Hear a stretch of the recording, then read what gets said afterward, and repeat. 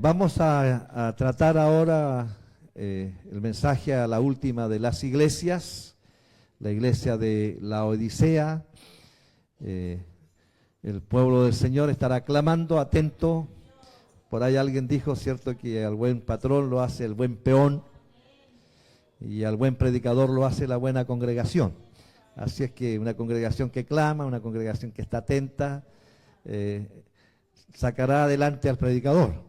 Así es que su clamor y su ayuda es importante para entregar el mensaje de la palabra del Señor. Libro de Apocalipsis, capítulo 3, el mensaje a la iglesia de Laodicea. Apocalipsis, capítulo 3, versículo 14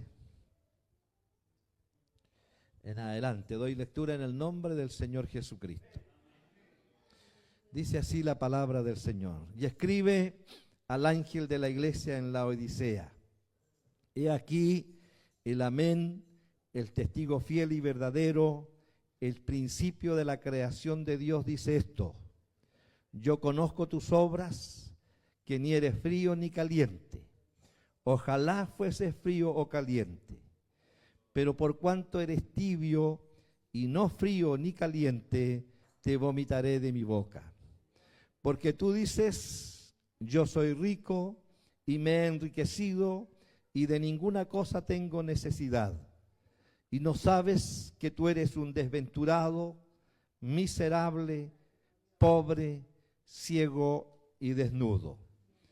Por tanto, yo te aconsejo que de mí compres oro refinado en fuego, para que seas rico, y vestiduras blancas para vestirte, y que no se descubra la vergüenza de tu desnudez. Y unge tus ojos con colirio para que veas. Yo reprendo y castigo a todos los que amo. Sé pues celoso y arrepiéntete. He aquí, yo estoy a la puerta y llamo. Si alguno oye mi voz y abre la puerta, entraré a él y cenaré con él y él conmigo. Al que venciere, le daré que se siente conmigo en mi trono, así como yo he vencido y me he sentado con mi Padre en su trono. El que tiene oído, oiga lo que el Espíritu dice a las iglesias. Esa es palabra de Dios para nosotros en esta tarde. Como cada domingo, primero nos adentramos en lo que es el contexto en el que se ubica esta iglesia de Laodicea. Laodicea era una ciudad. Esta ubicación es solamente parte del protocolo porque ninguno de nosotros ha estado en ese lugar, así que aunque diga que está a tantos kilómetros de este y de lo otro, seguramente no nos sirve mucho, pero de todas maneras como información. Laodicea era una ciudad situada a 145 kilómetros de Éfeso, y dependiendo del erudito bíblico, entre 65 y 75 kilómetros de la ciudad de Filadelfia. Ciudad que estaba también bajo el dominio del Imperio Romano. Su característica es que era una ciudad rica. Incluso los historiadores dicen que esta ciudad de Laodicea era la ciudad más rica del mundo. Y yo cuando leía este tipo de informaciones, yo pensaba en Dubái. No sé si algunos han visto fotografías, videos de esa ciudad, que pareciera ser también la ciudad más rica del mundo. Ahí yo creo que es casi incalculable la forma como gastan los dubaitinos, digamos, su dinero. Y la Odisea, yo me imaginaba, era como esa ciudad en el mundo antiguo, la ciudad, y en esto, digamos, hay acuerdo en todos los eruditos, era la ciudad más rica del mundo civilizado de esa época, la ciudad más rica del mundo. Las principales fuentes de riqueza, tenía tres principales fuentes de riqueza la ciudad de la Odisea. Una era sus bancos, en donde se hacían muchas transacciones comerciales porque estaba también la ciudad estratégicamente ubicada en el cruce de tres importantes carreteras. Lo segundo era la producción de lana negra fina que servía para hacer vestidos, para hacer alfombras y que eran comercializadas en el mundo civilizado de esa época. La tercera fuente de ingresos en la ciudad de Laodicea eran los medicamentos. En la ciudad de Laodicea se fabricaban en esa época los medicamentos, especialmente un medicamento que era fabricado en pastillas, después era triturado y luego mojado en agua y se usaba para mejorar problemas de la vista. Ese medicamento se llamaba colorium en griego. K-O-L-L-O-R-I-O-N,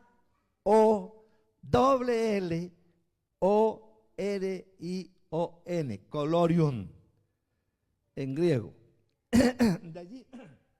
De allí proviene, y se usaba, como dije, ¿cierto?, este medicamento para los ojos. De allí viene entonces la raíz que nosotros usamos para hablar de este medicamento que se usa hasta el día de hoy en el tema de la vista y que es el colirio. Del colorium, entonces, es que se desprenden posteriormente todo este tipo de colirios que aparecen después en el mundo. Aparte de la fabricación de medicamentos dentro de la misma área de la salud, Laodicea tenía una de las escuelas más prestigiosas de medicina del mundo civilizado. De allí salían los doctores mejor preparados en medicina, desde la escuela de medicina en Laodicea. El fuerte de la preparación de profesionales en esta escuela de medicina eran los oculistas. De hecho, hay algunos nombres antiquísimos de prestigiosos hombres que precisamente descienden de la escuela de medicina de la ciudad de Laodicea. Esta ciudad fue fundada por Antíoco II, para los que están estudiando en el colegio, entre los años 261 y 246 antes de Cristo. Él le puso el nombre de su esposa. La esposa de Antíoco II era Laodicea. Y cuando Antíoco II funda esta ciudad, le pone el nombre de su esposa, Laodicea. Para que los hermanos vean cuánto lo importante que es honrar a las mujeres, ¿ya? Y la esposa lo recompensa posteriormente poniéndole veneno en su alimento y matándolo.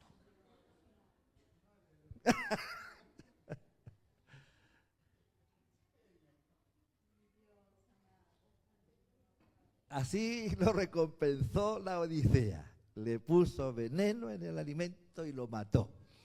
Antíoco II. En la ciudad misma había termas, teatros, estadios, gimnasios. En realidad lo que la gente quisiera. La ciudad desapareció completamente en el año 1042. Fue destruida completamente por el guerrero asiático Tamur. Año 1042 después de Cristo, desaparece completamente la ciudad de Laodicea. La iglesia de Laodicea es mencionada por Pablo en su carta escrita a los colosenses.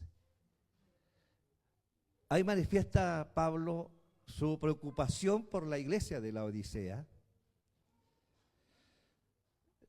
la preocupación que tenía aparentemente su pastor, Epafras. quien era un líder de la iglesia de Colosas y a quien se le adjudica la fundación de la iglesia de Laodicea. Pablo, en su carta a los colosenses, dice que él está sufriendo, preocupado intensamente por Colosas y por la iglesia de Laodicea.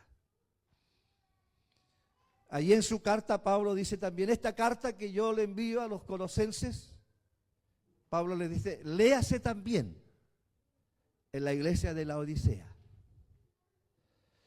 Y Pablo dice allí en Colosas, y la carta que yo le envié a la iglesia de Laodicea, léase también en Colosas. Así es que la iglesia de Laodicea era una iglesia que ya era conocida por los apóstoles. Cuando Pablo escribe la carta a los colosenses, seguramente la iglesia no está en la condición en que ahora está, en la que ahora nosotros le vamos a conocer.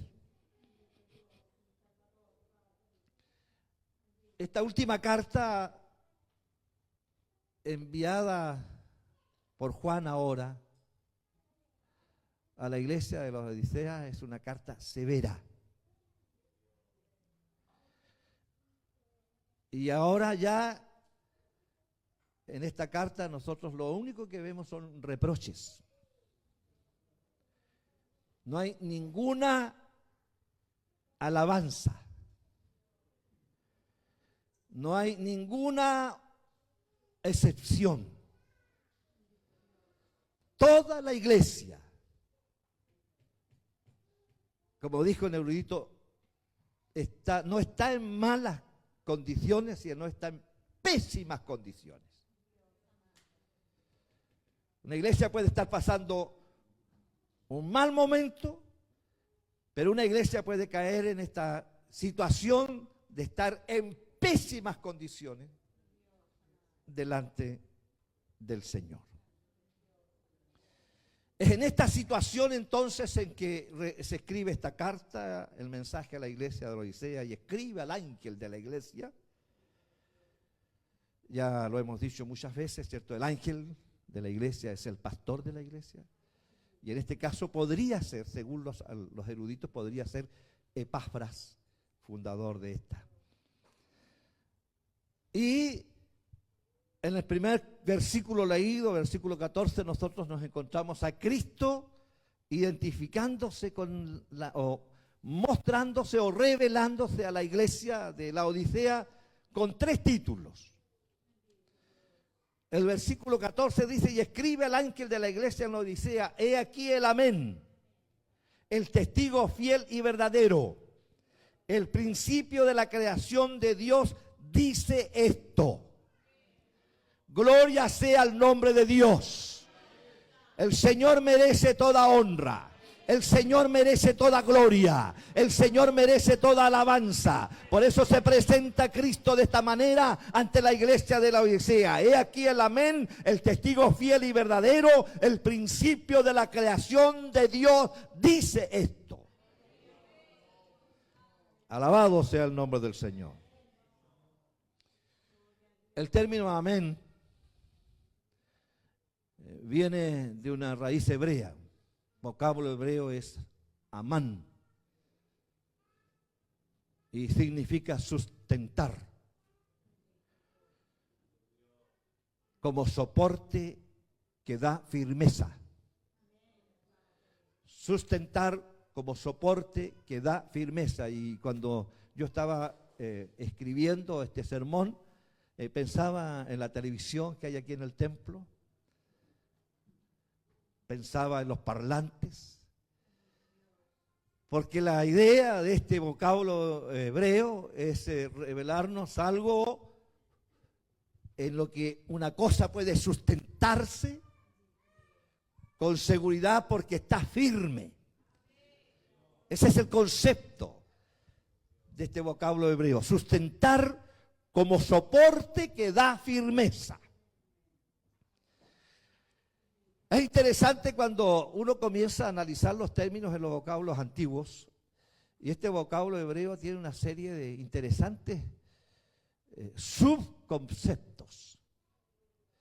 Hay varias derivaciones del término Amán, de este vocablo hebreo, que en el fondo todas estas derivaciones nos llegan a revelar lo que Cristo está diciendo cuando está presentándose como el Amén. ¿Qué es lo que le está diciendo Cristo a esta iglesia de Odisea? Y por eso que yo he anotado en mi bosquejo estos derivados que hay de este vocablo hebreo Amán, por lo interesante que son. Vocablos de todas maneras que se ven en las Escrituras. Amán, primera definición, arquitecto. Amán, arquitecto. Otro segundo vocablo derivado de esta raíz hebrea es emunaj. No se olviden que la H se pronuncia como J. Emunaj. En chileno, emuná, ya, que termina en H. Emunaj. Significa fe, fidelidad. Otro vocablo que se deriva de este verbo es emet. Emet. Y significa verdad, seguridad. Otro derivado es omna.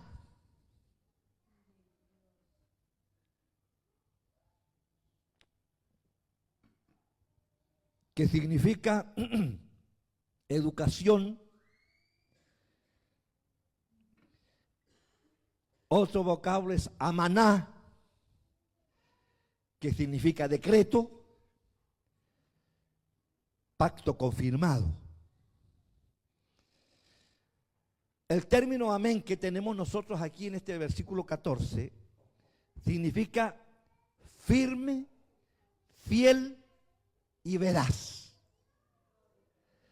Cuando Jesús se presenta o se revela a la iglesia de la Odisea y le dice, he aquí el amén, está diciendo que he aquí el garante, firme, inamovible, fiel, veraz, el garante fiel y veraz de la divinidad, ese es el que te va a hablar. Gloria sea el nombre del Señor. Al que ningún terremoto, la ciudad de la Odisea había sido azotada por ahí por el año 65 por un desastroso terremoto.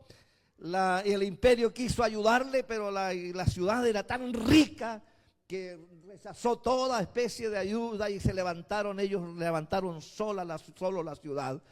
Pero había sido destruida por este terremoto. Y Jesús entonces, cuando se presenta a la iglesia de la Odisea, que está en medio de esta ciudad, entonces lo que le está dando, cuando él dice, he aquí el amén, está diciendo, he aquí el garante, el único mediador entre Dios y los hombres, el soporte firme e inamovible de la iglesia. Ningún terremoto la podrá destruir. La iglesia descansa en el Cristo poderoso. Por eso Jesús dijo en una oportunidad que las puertas del Hades no prevalecerán contra la iglesia. No hay desastre, no hay terremoto alguno que pueda destruir la iglesia. Y Jesús dice, este es el que te va a hablar. Gloria al Señor. He aquí el amén, el testigo fiel y verdadero. El término verdadero viene del griego aletinos.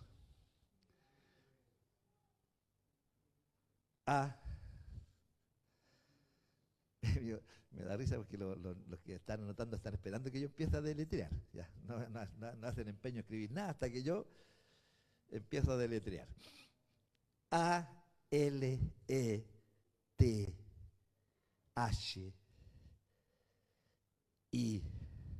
N, O con tilde y S. Aletinos. ¿Y sabe usted lo que significa? Qué extraordinario, ¿eh? Qué extraordinario es el original. ¿Sabe lo que este término griego significa? Significa alguien que sabe lo que dice y dice lo que sabe.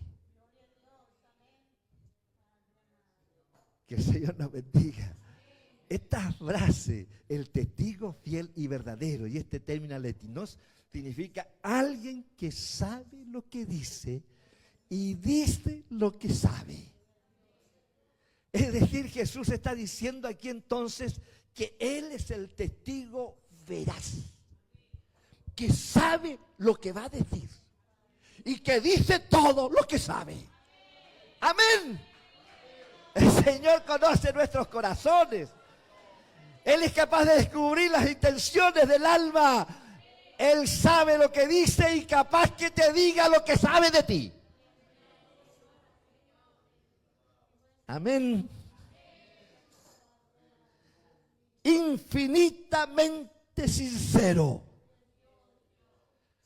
Si nosotros de alguna manera nos creemos sinceros, aquí este término está diciendo que Jesús, quien va a hablarle a la iglesia, es infinitamente sincero. Esto es en contraste a la hipocresía religiosa de la iglesia de Filadelfia. Gloria al Señor. El principio de la creación de Dios es el tercer término con el cual Cristo se revela a la iglesia.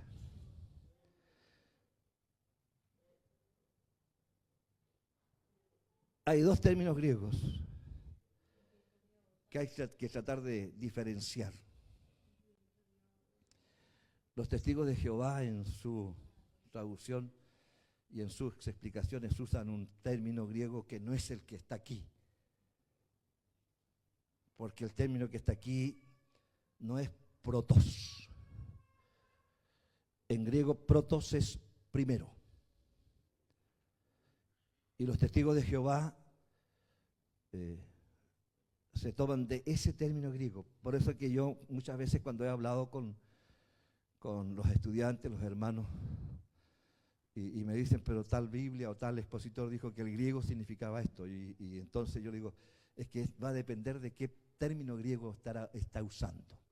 Los testigos de Jehová usan aquí este término griego protos, que significa primero, pero el término griego que se usa aquí no es protos, sino que es arqué. A-R-K-H-E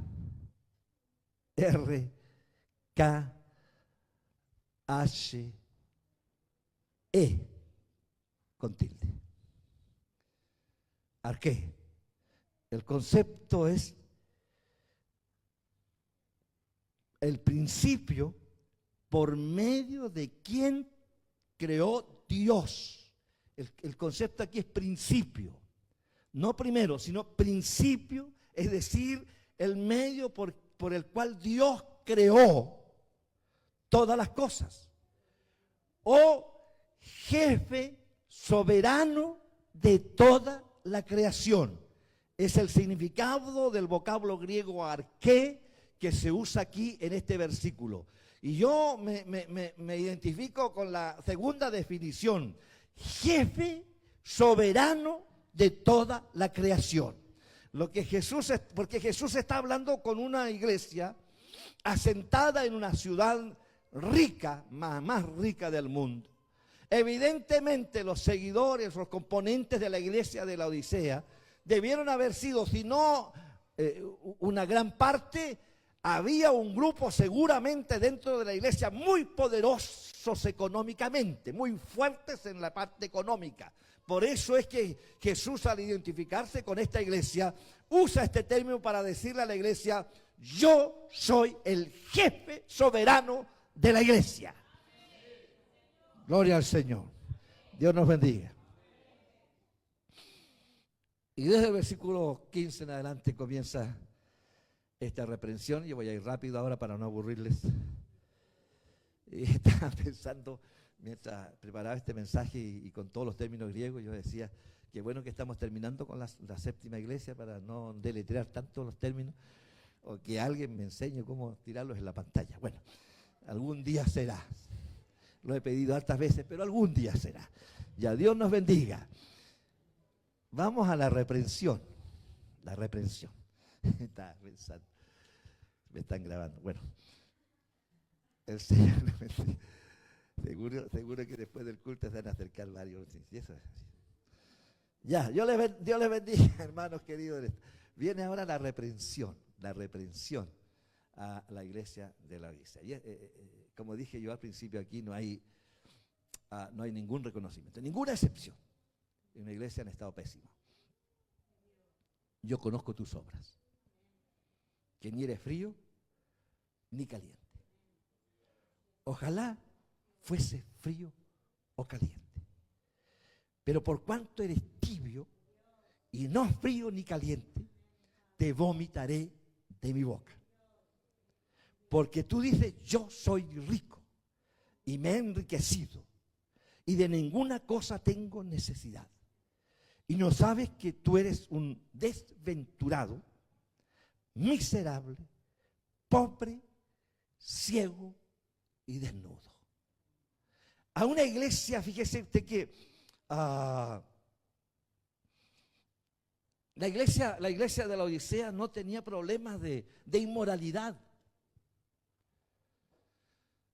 No tenía problemas como las otras iglesias que mencioné, pero no había problemas de inmoralidad, no habría problemas de religión, digamos, de falsas enseñanzas, de falsa religión. El problema de la iglesia de la Odisea era su arrogancia.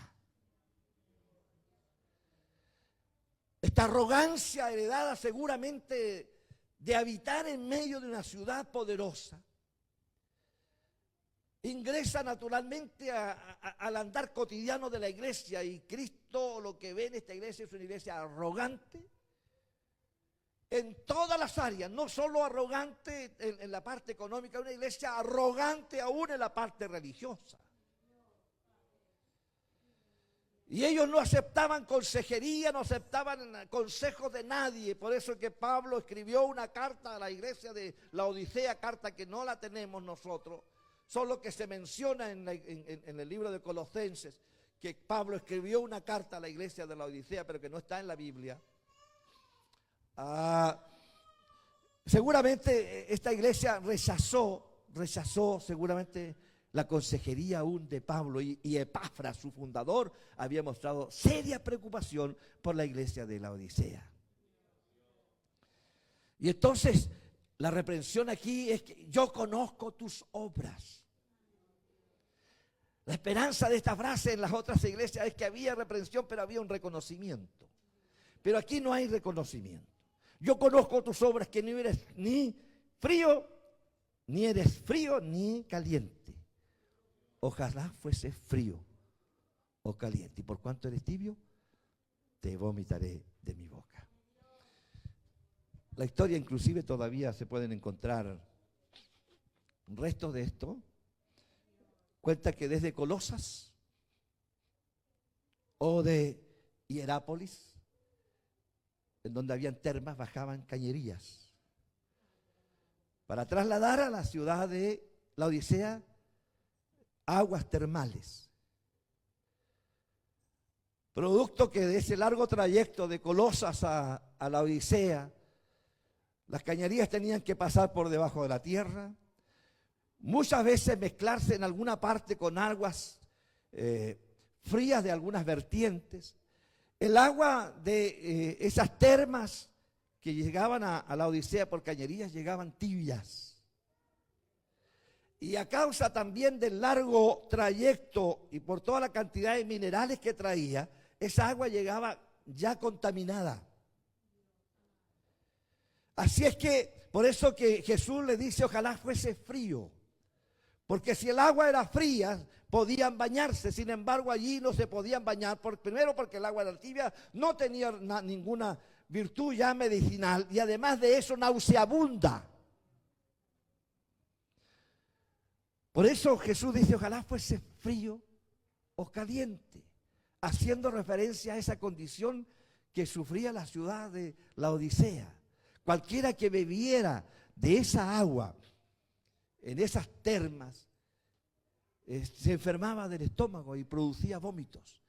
Por eso Jesús dice, por cuanto no eres frío ni caliente, te vomitaré de mi boca.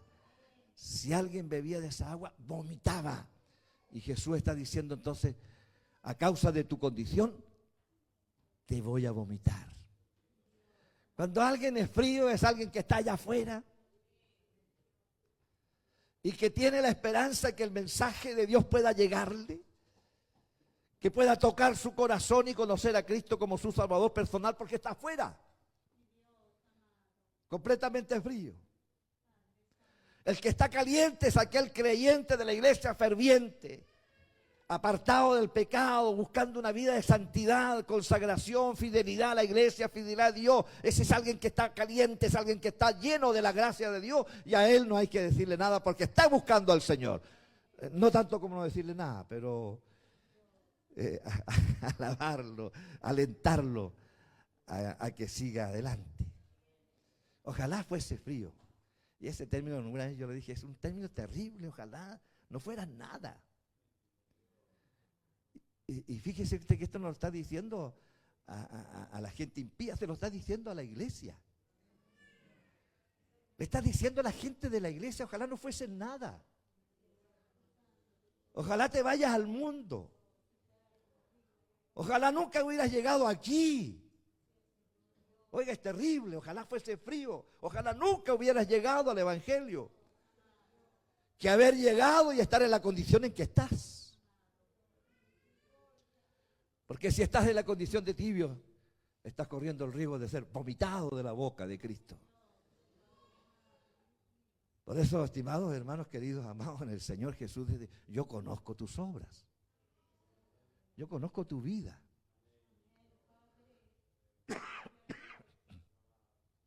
Sé lo que eres aquí, pero también sé lo que eres fuera de aquí. Sé lo que eres en tu trabajo. Sé lo que eres en tu colegio. Sé lo que eres en tu vecindad. Yo conozco tus obras. Y Jesús dice, no eres frío ni caliente. Ojalá te hayas quedado fuera. Que el Señor nos bendiga. Alguien dijo, no hay nada peor que existan en la iglesia personas que suelen estar completamente satisfechas de sí mismas y que no necesitan a los demás. No hay nada peor que eso. Que gente en la iglesia que se sienta completamente satisfecha de sí misma. Y toman esa actitud de, conmigo no tienen que meterse. Yo sé lo que hago.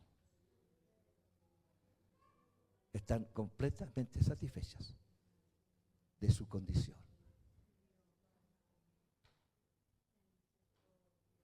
Y muestran no necesitar de los demás. Y la iglesia de la Odisea estaba en esa condición. Se sentían completamente satisfechos y no necesitaban de nadie más. Y la arrogancia se muestra en esto que el Señor dice. Tú dices. Esa es tu opinión.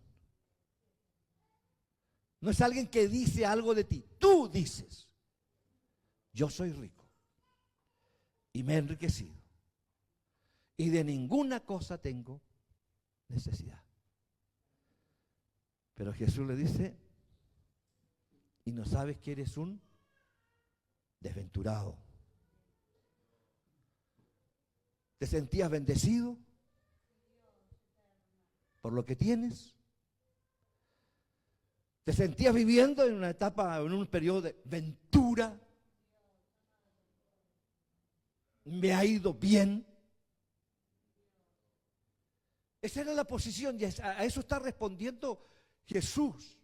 Cuando alguien se siente que le ha ido bien, que ha tenido buena ventura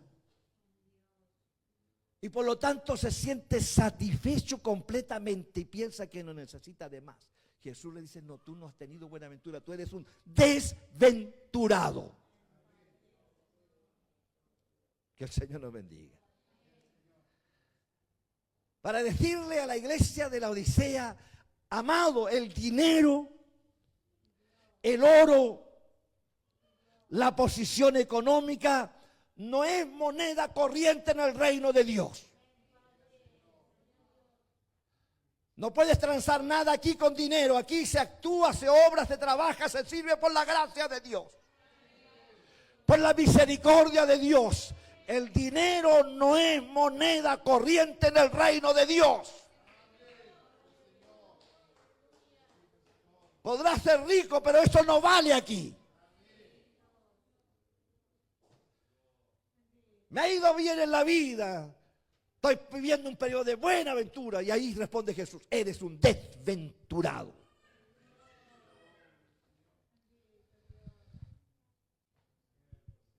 Miserable.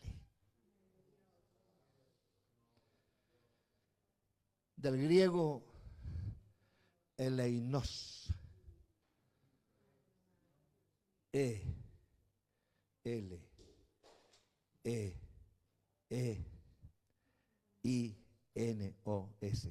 tilde en la O, eleinos. ¿Sabe lo que está diciendo Jesús a la iglesia? Porque ese término significa peor que pobre. Peor que pobre. Digno de lástima. Eres lo que queda diciendo Jesús. ¿A ti qué te crees? Que te ha tocado la buena aventura. Y que no estoy diciendo aquí que las bendiciones económicas de Dios no hay que disfrutarlas y alegrarse por ellas. Lo que hay que recalcar, hermano, es que siempre debemos darle la gloria a Dios. Y reconocer que lo que tenemos lo ha dado Dios. De Él viene lo bueno, de Él viene la bendición. Lo que está intentando decir aquí Jesucristo a la iglesia es que la iglesia se puso el dinero en el corazón. Por eso tiene que hablarle con tanta severidad. El dinero aquí no es cuenta corriente, no es dinero para, no sirve aquí. Que el Señor nos bendiga. Así es que no estoy diciendo yo que usted no se goce con las bendiciones que Dios da. Lo que estoy diciendo es que le dé la gloria a Dios, la honra a Dios, y siempre usted se sienta como nada. Que Dios nos bendiga. No somos nada. En nuestro idioma, nothing. Nada. Lo que tenemos lo hemos recibido del Altísimo. ¿Cuánto le dan la gloria a Él? ¿Cuánto le dan la gloria a Él? Todo lo que tenemos viene de arriba, viene del cielo. Alabado sea su nombre. Viene de arriba, del cielo, el Dios de la gracia, el Dios de la bondad, el Dios de la misericordia, es que nos bendice. Así es que no está criticando Jesús aquí la bendición económica que pudieran tener algún miembro de la iglesia, sino la actitud arrogante pensando que eso es lo que vale. A eso no vale. En el reino de Dios no vale. Tú eres peor que un pobre, digno de lástima. Cuando alguien, aquí voy a hablar a lo derecho nomás, porque es el último mensaje, después si quieren me reciben aquí nomás, si no después me mandan por otro lado. Digno de lástima. Hermano, ¿sabe a qué se refiere eso? Que hay gente que no ha tenido mucho en la vida, pero de pronto aquí dentro del Evangelio comienzan a ser bendecidos y comienzan a subir porque Dios a bendición nos ha llamado.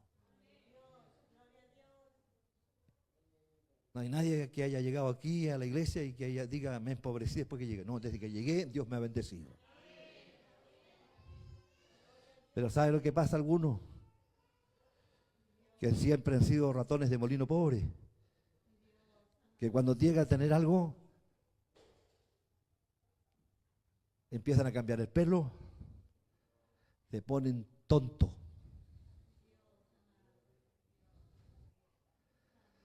Por eso David de tiempo en tiempo le venía el olor a oveja, a guano de oveja. Cuando estaba sentado, más bien, y le venía ese olor cuando estaba sentado en el trono, en el palacio, le venía el olor a guano. Aleluya. Bendito sea el nombre del Señor. Bendito sea Dios. Qué ganas que le vengan olor a guano a alguno. ¿De dónde lo sacó el Señor? Alabado sea Dios. Y entonces ese tipo de personas se convierten en personas dignos de lástima. Eso significa el término griego, digno de lástima. Ciego a pesar del colirio. Desnudo a pesar de las grandes tiendas de lana negra. Que el Señor nos bendiga. Ante esa actitud arrogante que Jesús dice, por cuanto no eres frío ni caliente, te vomitaré de mi boca. Tercer punto, el llamado al arrepentimiento, versículo 19 al 20. Yo reprendo y castigo a todos los que amo. Sé pues celoso y arrepiéntete. Todavía hay esperanza. Sé pues celoso y arrepiéntete. Fíjese que este contraste acá. Yo reprendo y castigo a todos los que amo.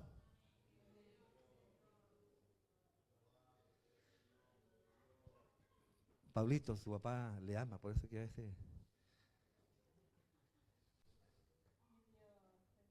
lo corrí. Este contraste, ¿verdad? Como cuando el niño es castigado por la mamá o el papá y después me decís que me amáis. Ya. Tú no me amáis. Pero vea este contraste, Jesús le dice a la iglesia de la Odisea, yo reprendo y castigo a todos los que amo. Este término amor viene del término griego philo o filó. P-H-I-L-O, filó. Que indica o significa un afecto entrañable. Afecto entrañable.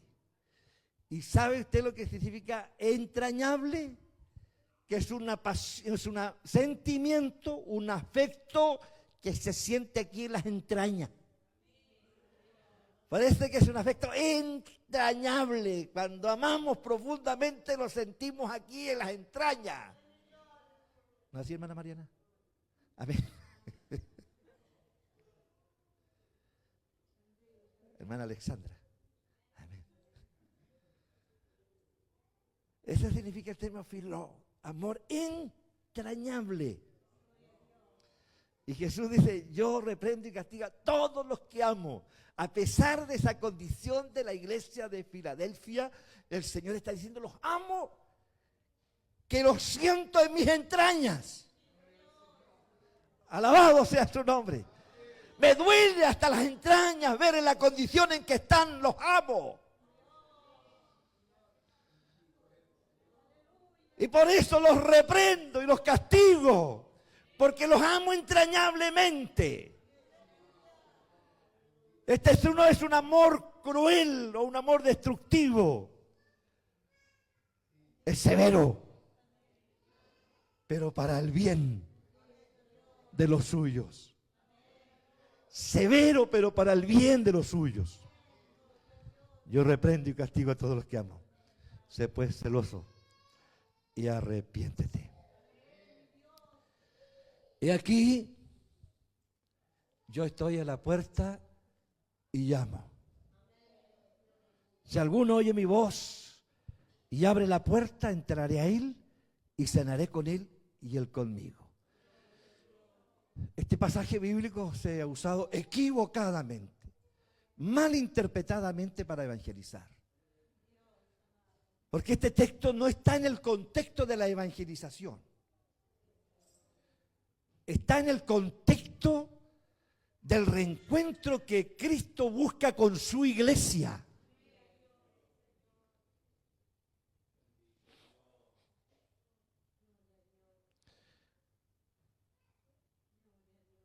Está hablando de alguien que puede tener la capacidad de abrir por dentro. Vemos a Jesús allí en esta figura, en la puerta del templo de su iglesia. Una iglesia que cerraba las puertas a la presencia bendita de Cristo. Y se está sustentando en sus propias ideologías religiosas, estrategias y demás. Organizaciones bien completas y terminadas, pero Cristo está afuera. No se le permite estar aquí adentro, no se le permite la presencia bendita y gloriosa de Cristo a través de su Espíritu Santo dentro de la iglesia. Se habla de Él, pero se le tiene afuera. Se enseña de Él, pero se le tiene afuera. Porque una vez que entra, queda la escoba. Una vez que entra, vienen los llantos. Una vez que entra, viene el arrepentimiento. Una vez que entra, viene la confesión de pecados. Alabado sea el nombre de Dios. Y cuando entra Cristo, se desatan las emociones, lloramos, saltamos, nos gozamos porque la presencia de Cristo es tremendamente poderosa. Termina con todas las estrategias, con todos los programas que tenemos, los hace pedazos y Él hace lo que quiere adentro de la iglesia porque es el Señor de la iglesia. Aleluya.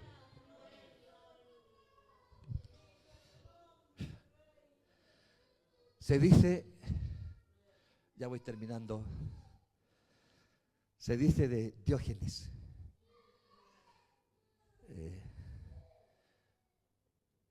un filósofo griego,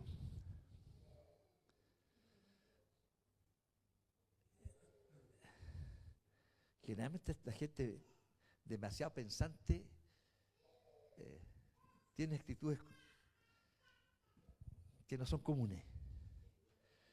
Yo he hablado de otros filósofos en otros lados. Y me han dicho, pero ¿cómo se supo de él? Otros escribían de él. Diógenes, un filósofo griego destacado, vagabundo. Él trataba de entender las cosas de la vida de una manera distinta al común y corriente de la gente. Se sabe muchas de las experiencias de Diógenes. A él le gustaba entrar a los teatros cuando la gente venía saliendo. Le preguntaron a él, ¿usted por qué hace eso? ¿Por qué entra a los teatros cuando la gente viene saliendo? Porque así soy yo, voy contra la corriente. Hago todo lo contrario que el común de la gente hace. Se despojó de todo lo que tenía y comenzó a vivir en las calles, como un vagabundo. Terminó viviendo dentro de un barril, como el Chavo del Ocho. Pero no así, un barril así destapado, digamos. Su forma de ver la vida era tan impactante que muchos filósofos hablaban de él. Y traspasaban sus frases y sus conocimientos a otras personas. Él tenía un tiesto para tomar agua. Un día caminando por la calle vio que un niño estaba tomando agua con la mano y botó el tiesto porque dijo, no necesito el tiesto. Vio que un niño tomaba agua con la mano y dijo, yo no necesito el tiesto. Y siguió tomando agua con las manos nomás. Fue tanto la fama de Diógenes que el rey Alejandro Magno quiso conocerlo. Y naturalmente Diógenes no iba a ir al palacio, no le interesaba ni el rey ni nadie. Y la historia dice que llegó Alejandro Magno ahí al barril donde vivía Diógenes. Y el rey vino porque estaba impactado de las enseñanzas de Diógenes, impactado de su sabiduría, impactado de la forma tan clara de plantear la vida. Así que llegó hasta ante él y le dice a Alejandro Magno: Diógenes, pídeme lo que quieras para hacer por ti, que yo te lo voy a dar. Diógenes lo miró y le dijo: sí, quítese de ahí porque quiero que me entre el sol.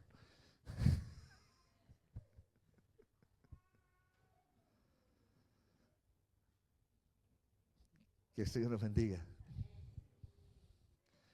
Diógenes dijo en una oportunidad, linterna en mano en la oscuridad, buscaba entre la multitud reunida en el ágora, que era la plaza en donde se reunía la gente a escuchar cosas, con la linterna en la mano, dijo él que buscaba un hombre. Busco un hombre. Puesto que la masa congregada en la plaza, dice él, eran gente, pero no hombres. Y él se refería, dice, personas con responsabilidad. Así Cristo está en la puerta de la iglesia. Yo estoy a la puerta y llamo. El que oye mi voz y abre la puerta, entraré a él, cenaré con él y él conmigo. Dios busca a alguien que piense, que le abra la puerta, que asuma responsabilidad. Busco un hombre, dijo Diógenes. Y no se refirió al sexo, sino a una persona que asuma responsabilidades. Cuando usted entró aquí, amado hermano y amada hermana, decidió servir a Cristo, tiene que entender lo que asumió una responsabilidad. Y que su deber es cumplir con esa responsabilidad hasta el último día.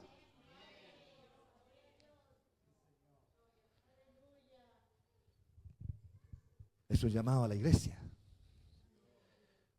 pero es también un llamado a las personas individualmente. Tú. Dios está tratando contigo. Dios está esperando que tú abras tu corazón y podrás cenar con Él. Entrar en el compañerismo, en la práctica común de los tiempos antiguos, cuando llegaba un peregrino, abrirle la puerta, invitarlo a sentarse a la mesa y cenar allí como una señal de compañerismo. Jesús dice: si alguien le abre la puerta, Él va a entrar y va a cenar con nosotros, va a entrar en comunión con nosotros, se va a sentar con nosotros y va a compartir con nosotros y va a estar con nosotros. Al que venciere, dice el versículo 21, le daré que se siente conmigo en mi trono, así como yo he vencido y me he sentado con mi Padre en su trono. Esto está hablando, hermano querido, de entrar a compartir. El que vence. Este término vencer está hablando del concepto de perseverar hasta el final. En el Evangelio la idea, hermano, es que usted persevere hasta el final. Si una semana antes de su vida usted se aparta del Señor, habrá perdido todo lo que caminó, porque no llegó a la meta. La idea es perseverar hasta el final. Y a ese que persevera hasta el final, Jesús dice: al que venciere, le daré que se siente conmigo en mi trono. Alabado sea su nombre. Así dice Jesús: como yo he vencido y me he sentado con mi Padre en su trono. Concluyo diciendo, amados hermanos, que El único remedio contra la tibieza es readmitir a Cristo en nuestras vidas, con todas sus atribuciones, porque Él es el jefe soberano, confrontando nuestra apostasía e infidelidad con una nueva y recuperada fidelidad al Señor.